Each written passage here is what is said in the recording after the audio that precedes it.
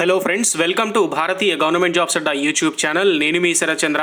10th class పూర్తి చేసిన అభ్యర్థులకి సెంట్రల్ గవర్నమెంట్ జాబ్ ఒక అద్భుతమైన నోటిఫికేషన్ అయితే రావడం జరిగింది. పోస్టల్ డిపార్ట్మెంట్ నుంచి 4166 భారీ ఉద్యోగాల భర్తీకి Indian postal department notification release చేయడం జరిగింది. కేవలం మీకు 10th క్లాస్లో వచ్చిన మార్కుల ఆధారంగా ఎంపిక అనేది ఉంటుంది. ఈ పోస్టులకు అయితే ఎటువంటి ఎగ్జామ్ కానీ లేకపోతే ఎటువంటి ఇంటర్వ్యూ కానీ లేదు. కేవలం మీ 10th క్లాస్ మార్కుల ఆధారంగా మీకు 10th సర్టిఫికెట్ ఉంటే మాత్రమే చాలు. ఆంధ్రప్రదేశ్ మరియు తెలంగాణ రాష్ట్రానికి చెందిన ప్రతి ఒక్క అభ్యర్థి కూడా ఈ నోటిఫికేషన్కి అయితే తప్పకుండా అప్లై చేసుకోవచ్చు. సో మరి ఇంకెక్కడ ఆలస్యం చేయకుండా let's get in to our channel. So ఇది 4fun అనే ఒక అద్భుతమైన యాప్ ఫ్రెండ్స్. దీన్ని మీరు డౌన్లోడ్ చేసుకోవడం ద్వారా ఇన్స్టెంట్గా 50 రూపీస్ అనేవి మీ అకౌంట్లో క్రెడిట్ అవ్వడం జరుగుతుంది. అలాగే మీరు ఫ్రీ టైంలో ఈ వీడియోస్ని మీ ఫ్రెండ్స్కి షేర్ చేయడం ద్వారా 4fun యాప్లో ఉన్నటువంటివి మీకు ఈజీగా రోజుకు 200 నుంచి 300 రూపాయలు అనేవి ఎర్న్ చేసుకోవచ్చు. సో డిస్క్రిప్షన్లో ఇచ్చిన లింక్ ద్వారా మీరు యాప్ని డౌన్లోడ్ చేసుకున్నట్లయితే 50 రూపీస్ అనేవి ఇన్స్టెంట్గా మీకు అకౌంట్లో అయితే క్రెడిట్ అవ్వడం జరుగుతుంది.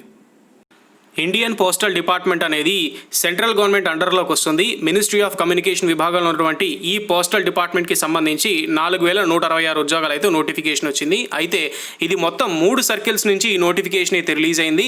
ఆ 3 సర్కిల్స్కి సంబంధించి వివరాలన్నీ కూడా నేను చెప్తాను. అన్నిటికంటే ముందు ఒక ముఖ్యమైన విషయం ఏంటంటే ఆల్ ఓవర్ ఇండియా వైజ్గా గ్రామీణ డాక్ సేవకి సంబంధించి ఎక్కడ ఎటువంటి నోటిఫికేషన్ వచ్చినా సరే కేవలం ఒక ప్రాంతానికి చెందిన అభ్యర్థులు మాత్రమే అప్లై చేసుకోవాలని చెప్పి ఎక్కడా రూల్ లేదు. కాబట్టి దేశవ్యాప్తంగా కూడా ఎక్కడ జీడీఎస్ నోటిఫికేషన్ పడినా సరే మీరు ఆంధ్రప్రదేశ్ మరియు తెలంగాణ రాష్ట్రాల నుంచి అయితే తప్పకుండా అప్లై చేసుకోవచ్చు. ఉదాహరణకి తెలంగాణలో కనుక జీడీఎస్ నోటిఫికేషన్ పడితే ఆంధ్రప్రదేశ్ వాళ్ళకు కూడా ఎలిజిబిలిటీ ఉంటుంది. అలాగే దేశవ్యాప్తంగా ఎక్కడ జీడీఎస్ నోటిఫికేషన్ పడినా మన 2 తెలుగు రాష్ట్రాల వాళ్ళు కూడా తప్పకుండా అప్లై చేసుకోవచ్చు. కాకపోతే మీరు ఆ నోటిఫికేషన్కి అప్లై చేసుకుంటున్నప్పుడు ఆ ప్రాంతం తాలూకా ఏదైతే లోకల్ లాంగ్వేజ్ ఉంటుందో అది మీ 10th క్లాస్లో ఒక సబ్జెక్ట్ అయి ఉండాలి.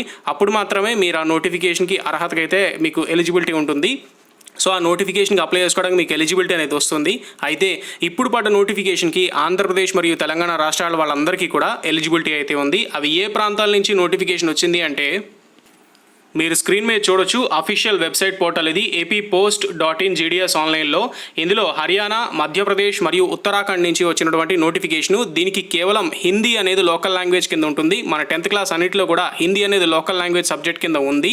సో మనం అందరూ స్టేట్ గవర్నమెంట్లో చదువుకున్న స్కూల్స్ ఉన్నాయి. అలాగే సెంట్రల్ గవర్నమెంట్ దీనికి స్టేట్ గవర్నమెంట్ అలాగే CBSE బోర్డ్ స్కూల్స్లో చదువుకున్నారు కదా చాలామంది. సో వాళ్ళకి హిందీ అనేది ఖచ్చితంగా సబ్జెక్ట్ అనేది ఉంటుంది. సో మన ఆంధ్రప్రదేశ్ తెలంగాణ రాష్ట్రంలో హిందీ అనే సబ్జెక్ట్ కింద ఉంది. కాబట్టి ఈ 3 ప్రాంతాలకి సంబంధించిన నోటిఫికేషన్కి ఎలిజిబిలిటీ మనకైతే ఉంది. సో ఎక్కడా కూడా ఆలస్యం చేయకుండా ఈ నోటిఫికేషన్కి అయితే దయచేసి తప్పకుండా అప్లై అయితే చేసుకోండి.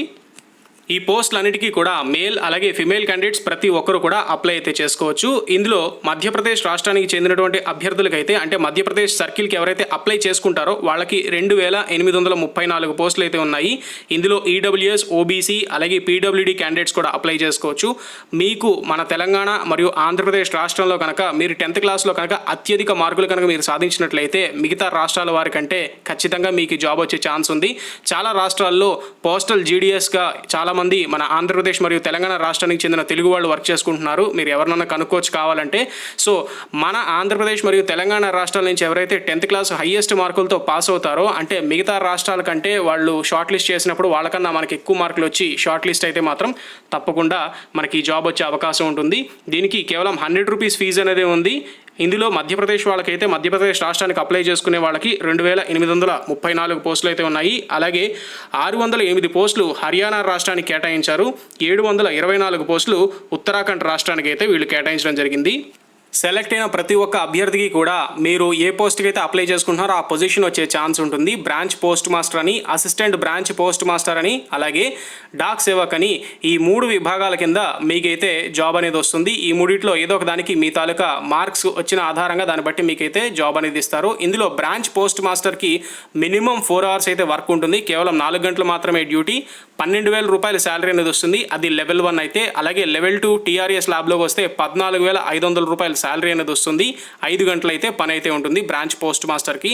అలాగే అసిస్టెంట్ బ్రాంచ్ పోస్ట్ మాస్టర్ లేదా డాక్ సేవక్ అయితే లెవెల్ 1 TRS ల్యాబ్లోకి వచ్చిన వాళ్ళకి మినిమం 4 అవర్స్ డ్యూటీ అనేది ఉంటుంది. 10,000 రూపీస్ శాలరీ అనేది పర్ మంత్ వస్తుంది. అలాగే లెవెల్ 2 TRC ల్యాబ్లోకి వచ్చిన వాళ్ళకి 5 అవర్స్ డ్యూటీ ఉంటుంది. 12,000 రూపీస్ అనేది శాలరీ అయితే మీకు వస్తుంది.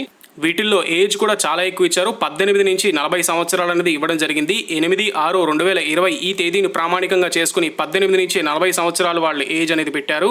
అప్పర్ ఏజ్ రిలాక్సేషన్స్ SC/ST వాళ్ళకి 5 సంవత్సరాలు, OBC వాళ్ళకి 3 సంవత్సరాలు, EWS వాళ్ళకైతే రిలాక్సేషన్ ఏమి ఇవ్వలేదు వీళ్ళు. ఇందులో PWD అయితే 10 ఇయర్స్ ఇచ్చారు. అలాగే PWD ప్లస్ OBC అయినట్లయితే మీకు 13 years upper age relaxation, PWD plus SC/ST అయితే 15 ఇయర్స్ అప్పర్ ఏజ్ రిలాక్సేషన్స్ చొప్పున వీళ్ళైతే ఇచ్చారు.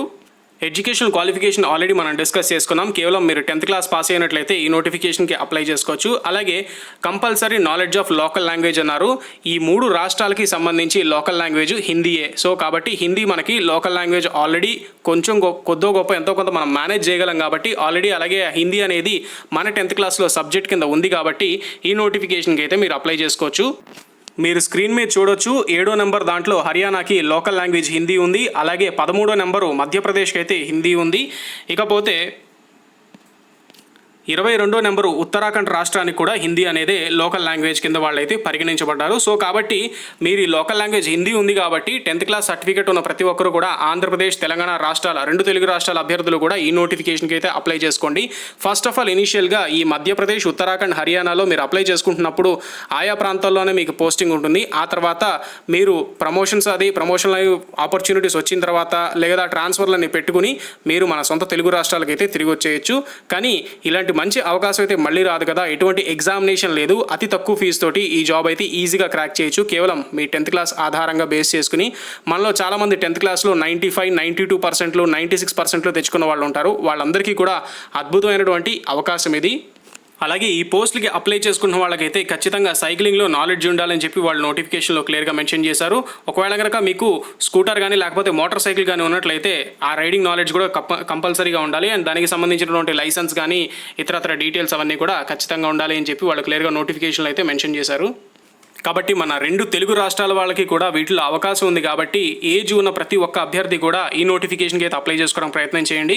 ముఖ్యంగా 10th క్లాస్ వరకు చదువుకుని ఆ పైన చదువుకోలేని వాళ్ళకైతే ఇది మంచి నోటిఫికేషన్ అని చెప్పుకోవాలి. ఎందుకంటే ఆ తర్వాత 10th క్లాస్ ఆధారంగా అభ్యర్థులకి సంబంధించిన నోటిఫికేషన్లు చాలా రేర్గా వస్తుంటాయి. ఉదాహరణకి SSC, MTS అలాంటి నోటిఫికేషన్స్. సో అలాగే ఈ GDS నోటిఫికేషన్ కూడా చాలా మంచి నోటిఫికేషన్ అని చెప్పుకోవాలి. Branch post master, assistant branch post master, అలాగే డాక్ సేవ కింద ఈ విధంగా అయితే మీకు నోటిఫికేషన్ అయితే ఉంది. కంప్లీట్గా ఆన్లైన్ మోడ్ ఆఫ్ విధానంలో ఈ నోటిఫికేషన్కి అయితే మీరు అప్లై చేసుకోవాల్సి ఉంటుంది.